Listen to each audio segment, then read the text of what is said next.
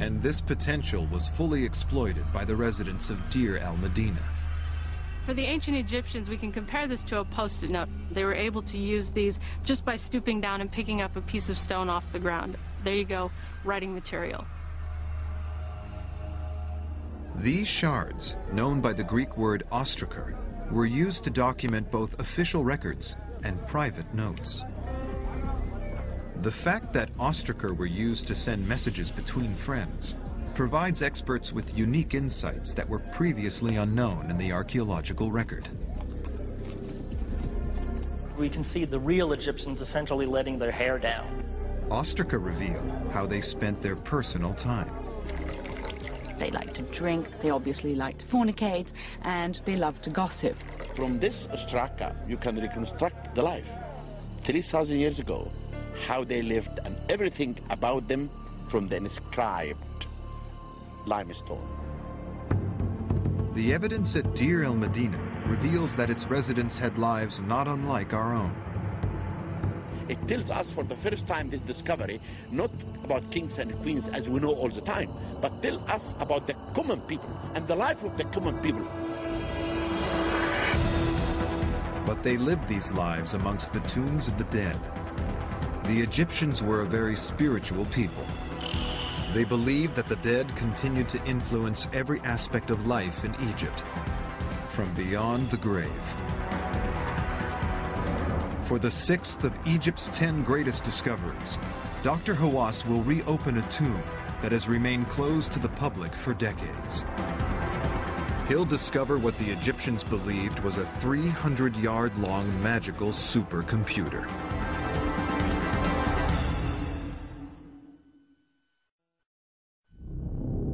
When brought together, the 10 greatest discoveries reveal an overview of life in ancient Egypt. But it's impossible to understand Egyptian life without understanding their beliefs about the afterlife. The 6th discovery, the tomb of Seti I, offers an incredible insight. What we have here is essentially the Hitchhiker's Guide or the rough guide to the afterlife. Investigations here are revealing the secret code that turned a simple hole in the ground into a resurrection machine.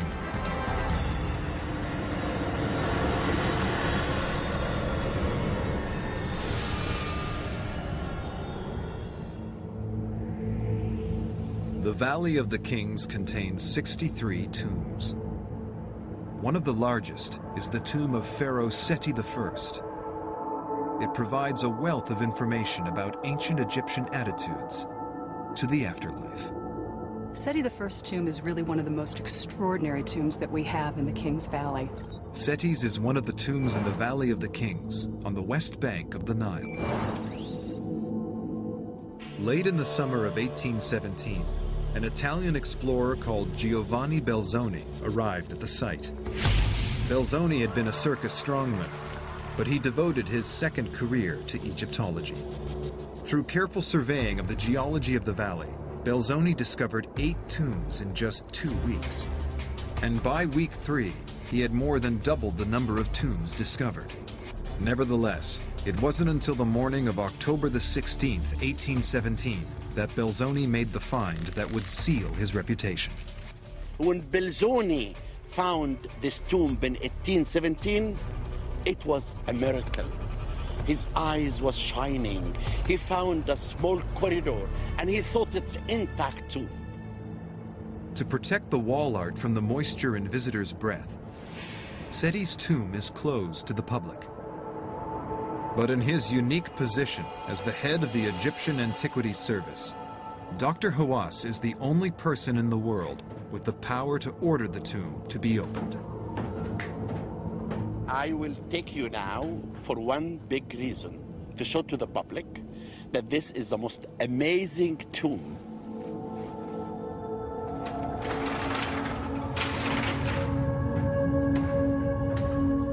The entrance sweeps down through the bedrock.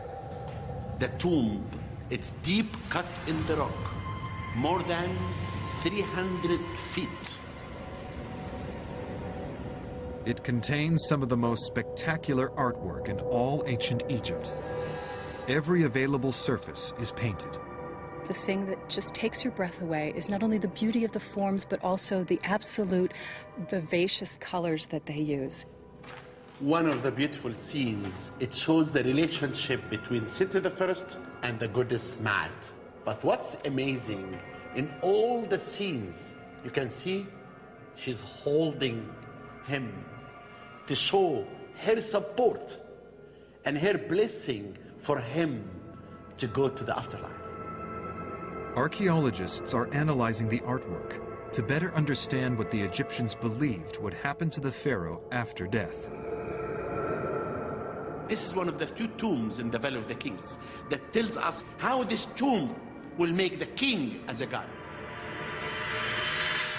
Underlying that is the Egyptians' belief that by day, the sun god Ra drove the sun across the sky, bringing life to the land.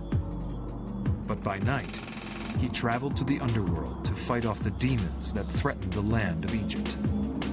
This cycle was of vital importance to the ancient Egyptians. They believed if it was not completed, the sun would not rise, the Nile would not flow, and the world would end. Seti's task after death was to join with the god in this struggle. The king will join with the solar cycle during the hours that it passes through the underworld. And it's extremely important that he be part of that cycle because this would be his function in the next world. Seti had to be sure that he would rise again after death to fulfill this duty and his destiny. The artwork he commissioned for his tomb was a magic spell to facilitate his resurrection. Magical spells are like instruction manuals or computer software. They function, they achieve their end. This wasn't art. It was logical, functional, like lines of code programmed into a machine. The tomb is a resurrection machine. It functions, it actually achieves a purpose. The scenes themselves and the words inscribed on the walls of these tombs are like computer code or an instruction manual. The coded artwork reveals how the Egyptians considered mysticism and magic. It was real. Once you believe in magic, then a magic wand is no different than a hammer. It is a tool. It functions, it actually achieves a purpose. We are now at the end place of the tomb. The images on the walls here represent paradise. The god Osiris ruled in paradise. The artwork clearly shows Seti meeting and joining with the god. How could Seti be with Osiris in paradise at exactly the same time as also being in the underworld fighting demons? For the Egyptians, to do two things at once was not a problem. The ancient Egyptians were very clever about their afterlife. They believe in multitasking. Egyptian religious philosophy allowed its gods and pharaohs to be in many places at the same time. But we have to understand that the rational point of view, the logical point of view, is a construct of the Western mind that comes out of ancient Greece. The ancient Egyptians, rather than seeing things as contradictions, saw them as essentially two sides of the same coin. Seti's tomb is a clue to how very differently the ancient Egyptians saw the world from our view today.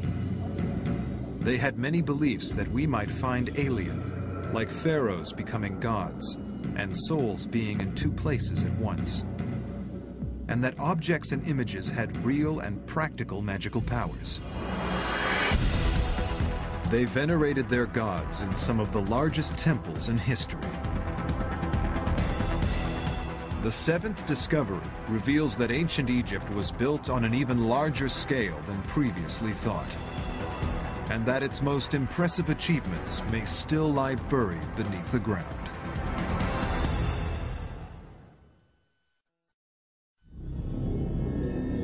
Ancient Egypt's 10 greatest discoveries reveal the secrets of a world that flourished 5,000 years ago.